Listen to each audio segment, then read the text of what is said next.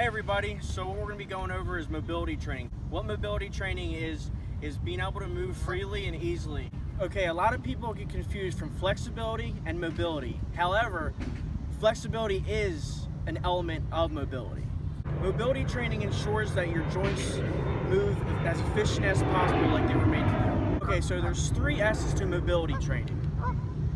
The first one's soft tissue work, the second one is stretching, and the third is strengthening. So what we're going to go over first, what I feel is the most important, is soft tissue work. Soft tissue work is myofascial release. What myofascia is it's connective tissue, kind of like a web going all through your body. What it does is it surrounds muscles, bones, organs, and blood vessels. I'm sure everybody had a knot in their back, their shoulder, had some kind of pain, and they're like, okay, this muscle's tight, so I'm going to stretch it out. But it didn't work. So what happens is they stretch it and that knot gets tighter. That's why stretching isn't always the first thing to do. So what I'm going to do is I'm going to massage this knot. Sorry, this might take a little bit.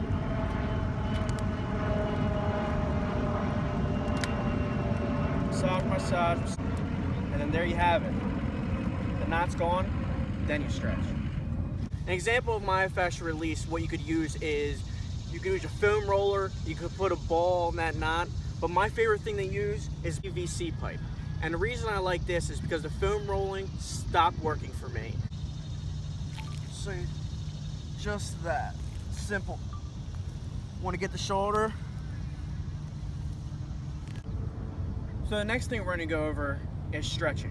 Stretching is used to elongate the muscles so it doesn't impede the joint's range of motion. Before we start stretching, we have to warm up the muscle. We never want to stretch a muscle when it's cold because you can pull a muscle or you could injure yourself. So the best way to warm yourself up is to do light aerobic cardio for, let's say, 5 minutes. The best way I can explain this, and the reason we have to do this, is because picture your muscle as like a Tootsie Roll, okay? If it's warm, it can bend.